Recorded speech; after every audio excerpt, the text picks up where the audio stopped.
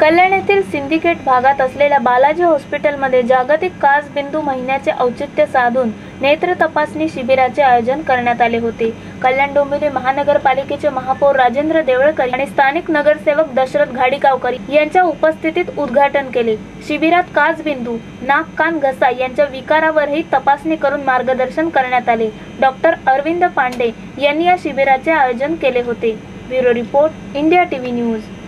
किंवा म्हातारपणी अगदी ताटात असलेलं जेवण तोंडापर्यंत पोचलं पाहिजे, तर बाकी सगळ्या इंद्रिया जरी काम करत असल्या आणि डोळे आपला साथ असतील तर ते सगळंच अवघड होऊन जातं। सायंटिफिकली असं म्हटलं जातं की आपल्या आयुष्यात आपण जे काही निर्णय घेतो, साडी निवडायची आहे, लग्नासाठी मुलगी बघायची आहे, जेवायला काय करायचं आहे, त्याच्यात 95% जो इनपुट असतो तो डोळ्यांचा असतो। राहिलेल्या 5% इनपुटमध्ये पूर्ण ENT असतं। तसं पेशंट बद्दल नाही आहे, पण एक गंमत म्हणून सांगते।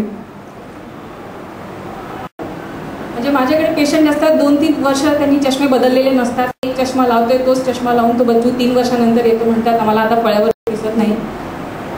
तर मी त्यांना एकच विचारते, 6 महिने अगोदरचा टी-शर्ट येतो का? नाही येत। जर 6 महिने अगोदरचे कपडे येत नाही तर 3 वर्ष अगोदरचा चष्मा कसा लागेल त्यांना? तर वाढता वयाची मुलं आहेत त्यांना फ्रिक्वेंट चेकअप लागतो। They need more frequent checkup. 6 महिने 3 महिने आम्ही तसं सांगत राहतो। मी अरविंद पांडे, गेल्या 8 वर्ष आम्ही कल्याणमध्ये आय स्पेशलिस्ट म्हणून प्रॅक्टिस करत आहोत। आज जागतिक काचबिंदू दिवस असा आपण साजरा करायचा ठरवला आहे।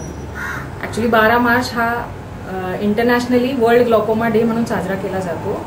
संडेच्या ह्याच्याने की आपल्याला कन्व्हिनियंट असावा म्हणून बालाजी ENT आणि आय हॉस्पिटलनी आजचा दिवस हा एक ग्लॉकोमा अवेअरनेस कॅम्पेन, म्हणजे काचबिंदू silent thief of life of sight, म्हणजे दृष्टीचोर ह्याला म्हणतात, कारण ह्याच्यात आपल्याला त्रास असा काही जाणवत नाही, म्हणजे काही लक्षणं नसतात, डोळा दुखत नाही, डोळा लाल होत नाही, पण हळूहळू आपली नजर बाद होत जाते। बऱ्याच वेळा आपण बघतो की पेशंटचा बरंच जास्त नुकसान झाल्यानंतर तो पेशंट डॉक्टरकडे पोहोचतो आणि आपल्याकडे फक्त राहिलेली नजर पुढे कशी टिकून ठेवावी हाच पर्याय असतो, कारण गेलेली नजर जी त्या काचबिंदूच्या चोराने आपल्याकडून चोरून नेलेली आहे ती नजर परत आणण्यास आपल्याकडे सध्या कुठलंही ट्रीटमेंट उपलब्ध नाही। आपल्यासारख्या सुशिक्षित समाजात सुद्धा या आजाराबद्दलची जी जनरल अवेअरनेस किंवा माहिती म्हणतो ती फार कमी आहे। तर आजची ही संधी साधून आपण आपल्या जी कार्यक्रमाला आलेली लोक आहेत त्यांच्या माध्यमाने समाजात या आजाराबद्दल आपल्याला जास्तीत जास्त माहिती देता येईल असा आपण प्रयत्न करणार आहोत। कल्याणमध्ये गेल्या 13 वर्षापासून कान, नाक, घसा तज्ज्ञ असं प्रॅक्टिस करतोय। 7 वर्षापासून आम्ही हे बालाजी कान, नाक, घसा व डोळ्यांचं हॉस्पिटल इकडे कल्याणला चालू केलेलं आहे। त्याच्यात डॉक्टर ब्राह्मी पांडे हे डोळ्यांचे सर्जन तज्ज्ञ म्हणून प्रॅक्टिस करतात आणि मी कान, नाक, घसा तज्ज्ञ म्हणून प्रॅक्टिस करतोय। ती लहान मुलांची, अगदी 1 दिवसाच्या मुलांचीही ऐकण्याची तपासणी त्याच्यात करतो आहे।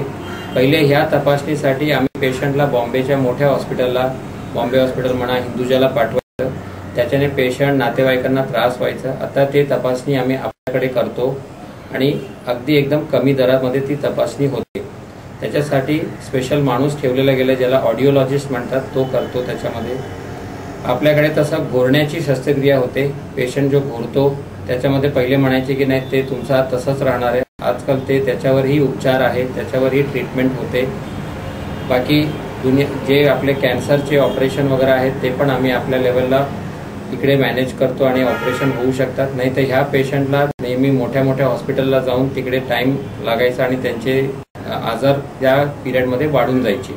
पण आता हे सर्व प्रोसिजर आम्ही आपल्याकडे आपल्या हॉस्पिटलला होऊ शकतात। आता आपल्याला पुढे कॉक्लिअर इम्प्लांट नावाची एक सर्जरीचा चाललेला आहे, ती जर कल्याणला इकडे स्टार्ट झाली तर आपला हा प्रथमच सेंटर होईल। कॉक्लिअर इम्प्लांट म्हणजे जे मुलं जन्मापासून ज्यांना ऐकायला येत नाही त्यांच्यावर शस्त्रक्रिया करून आपण इम्प्लांट टाकतो, त्यांना पुढे जाऊन ऐकण्याचा आणि बोलण्याची जी त्यांची भाषा जी डेव्हलपमेंट होते ती होते।